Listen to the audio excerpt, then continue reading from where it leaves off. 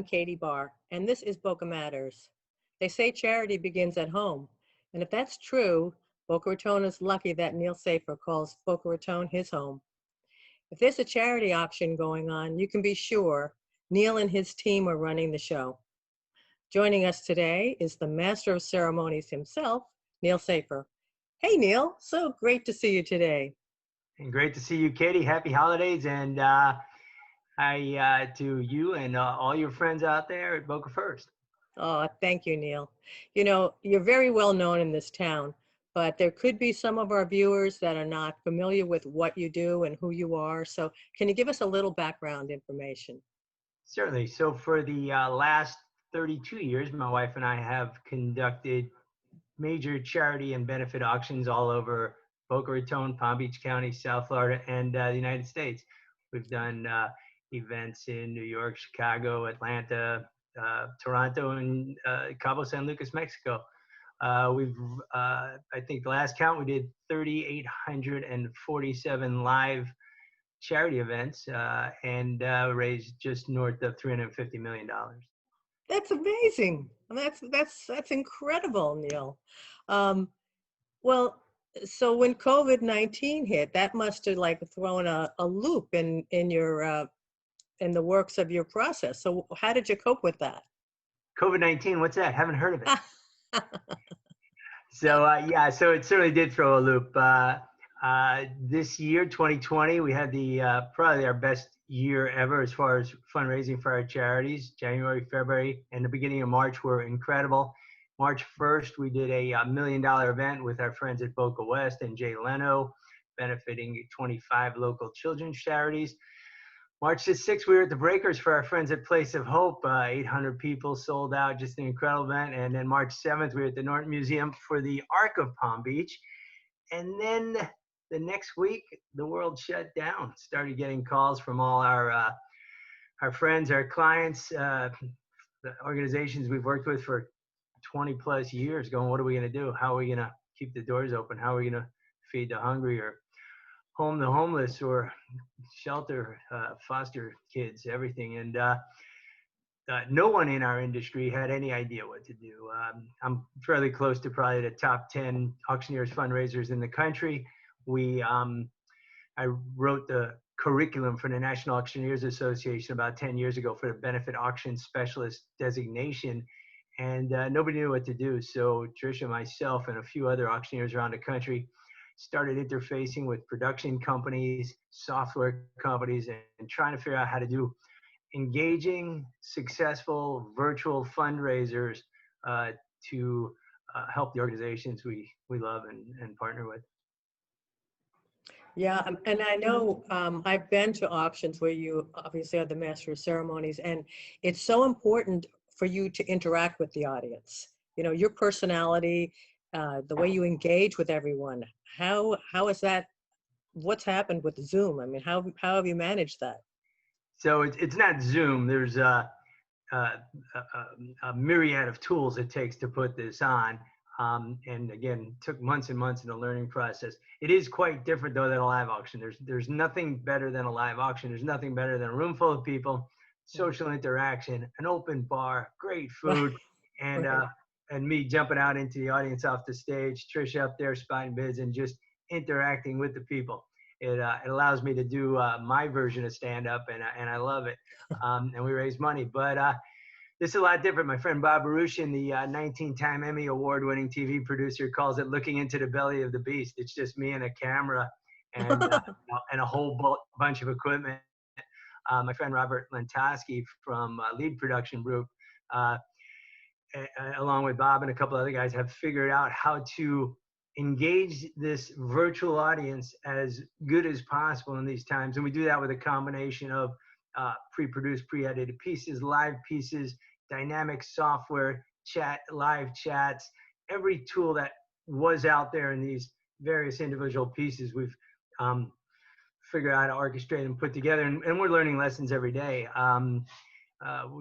Recently we've done auctions, virtual events for Boca Helping Hands, SOS Children's Village, Place of Hope, Adoptive Family, Juvenile Diabetes. We've done from Boca Raton, Florida, virtual events for organizations in Michigan City, Indiana, and South Bend, Indiana, and Michigan. Um, Wow. so the virtual world does have some advantages. It lets you reach a really broad audience. Once we come out of this, we're going to continue to use some of those tools. And last night, Trish and I did our first ever hybrid auction. We were Oh, in Boca Raton in a extremely socially distanced room that holds 400 people, with about 100 people at 25% capacity, with the other 300 watching, participating, and bidding from home. what a feat. I was going to say, normally when we have these events or we go to these events, we buy tickets. Now that it's virtual, will that enable more people to participate? So the answer is no two events are the same, no two organizations are the same, and no two donor groups are the same. I could spend hours kind of discussing the various methodologies, but each one is different. There are organizations that sell tickets to their virtual events, Mm-hmm. and there are other organizations that sell tickets and something's delivered to your home, a charcuterie board or a bottle of wine or a cheese platter. Um, the most successful ones we've opened them up to the public. And what that does, instead of 400 or 500 people usually have in a room, we can engage and share the story of that organization to people all over the country. People who are sheltering in place in their homes in New York or Chicago or Atlanta can participate in their favorite charities right here in Boca Raton. So those elements of the virtual world will probably continue to engage once we're back live in front of crowds. Mm-hmm. Um, and last night's hybrid experiment proved that works. We had people in a room felt like they were part of a production. We had people at home bidding along and participating and chatting. People with sending in selfies of their watch parties, which we're putting up on the screen. But it takes a huge effort. It's probably 10 times harder to put on a virtual event than a live event. You give me Yeah. a room full of people, Katie, you give me an open bar and a great dinner, and we're going to raise money. It's pretty straightforward. You give me a bunch of people at home, it's a real effort, but we've been able to be successful. Yeah. I can say, knowing you, Neil, who you are on stage is exactly who you are when you're off stage. You're the same fun-loving, caring individual. So I think the virtual world will serve you well. Um, so going forward for 2021, what's on the agenda? So we probably had close to 100 events on the calendar for 2020. And come March 15th, everyone got postponed, canceled, rescheduled, made into a virtual or made into a hybrid. Some of those rescheduled 2 or 3 times before they became a virtual or a hybrid. Mm. Believe it or not, our 2021 calendar is filling up with virtuals, hybrids, and live events. With the caveat, nobody knows what's going to happen, and we're here for the clients no matter what the format, no matter what the form factor of the event is. They all need to do the good work they do. And we're even getting 2022 and 2023 dates. Oh, It's going to, once the doors open again, I think people are going to be just ready to get outside, have fun, and help the charities they love so much. And the country clubs, the venues are going to be booked and double booked and triple booked. So people are looking ahead 2021, 2022, and 2023. Last couple of weeks, we actually had 3 live events. The first 3 live events we've had in 8 months, outside at farms and stables, high end, but tents and sound systems and lights, socially distanced, and they were all successful. People wearing masks or shields. The tables were only tables of people who knew each other, whether it was 4, 6, or 8.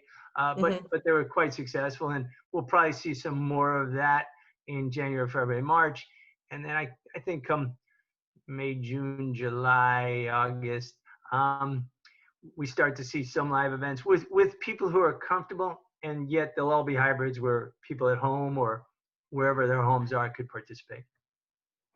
and your company is a family affair. I know your wife Tricia is constantly, at your side. You guys are definitely a team. I'm going to show Anyone you. else in the family? She is constantly by my side. There she is doing all the work while I do all the talking, as is the case when we're on stage, off stage, backstage, or behind stage. Just celebrated our 33rd anniversary last year, um, Oh, or last week, excuse me.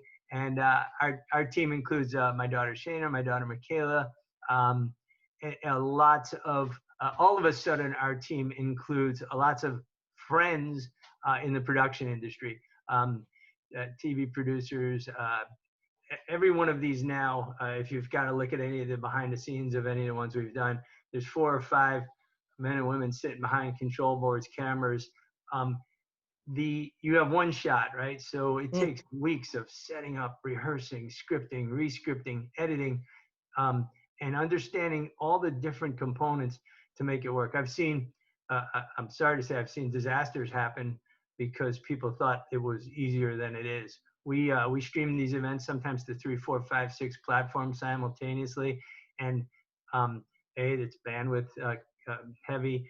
There's millisecond differences, as you understand, being in this business, and right. it's just got to be perfect. So, days of testing, days of rehearsing. It's not just give me the microphone, get on stage, and go. So, Wow. um, it's probably 10 times harder to do a virtual or a hybrid event than a live event. So you could actually start doing YouTube videos on how to conduct these events. Yeah, certainly could, and would love, as I say in our posts, we'll share everything we've learned with anybody, um, because this didn't exist 8 months ago. We were all in that same world. We were all just gathering and eating and having a cocktail and raising Right, our bid card, our real paper bid card, and we right. say sold. And now we're looking at a laptop or a tablet, trying to figure out how to watch, engage, bid, support, donate. Um, I think we got it down pretty good. We did an event last week for an organization that usually has a wonderful event at the Selfish Club in Palm Beach. We did it virtually, and we broke the record virtually. So Wow, kind of proof of concept there. that's great. But, I'm curious, Neil, how did you get into the auction business? Ah, so you haven't read my bio. So Well, when I was 8 years old, my dad took me to an auction at Bear Mountain.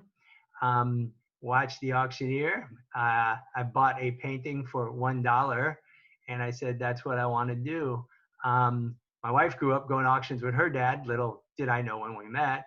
hmm Um, and when we were dating, our entertainment was going to auctions. I became friendly with auctioneers and other people in the local auction industry. And when we were going to have our first child over 30 years ago, my wife said, if there's anything you ever wanted to do, now's the time, because you're not going to have a whole lot of time on your hands. Went to auction school, and the rest is history. We're doing, like I said, probably 3,800 charity and benefit auctions. We've done high-end automobile auctions. If you follow us, we're big in the hmm car world. Right. We were part of the team that sold the Versace mansion at auction. So we Wow. do high-profile real estate, but we love the charity. It's our passion. It's our life. It's our favorite thing we do. That's great, Neil. Now, is there a way, if people want to get in touch with you or learn more about your company, do you have a website or any information? Nothing is secret in my life. My phone number goes right to my cell, 561-305-5231. You can get me at neil@safferandcompany.com, ANDCOMPANY, or neil@neilsaffer.com. Again, you can call. We'll share everything we learn. And I guarantee you, tonight, tomorrow, we'll learn something new. This technology world, as you know, is just ever changing. As a matter of fact, one of our producers, after every single event, ends up buying a new piece of equipment because he figures out some way to do something better, faster, more efficient. And so our control board just you look out there's 5 or 6 monitors and sets, and as you know, it's just incredibly complicated. And if I had to do that part, nobody would see anything. Well, we're certainly happy that you're thriving during these trying times. And thanks so much for everything you do for community, Neil and Tricia. You guys are the best. Hopefully you'll keep us posted as to your progress, and good luck with the coming year. Thank you. And until we meet each other or see each other again in person, stay safe, stay healthy, and help somebody if you can. Thank you, Neil. Thank you. Well, that's it for today, everyone. Hope you all have a very happy holiday, and thanks for joining us here at bocafirst.org.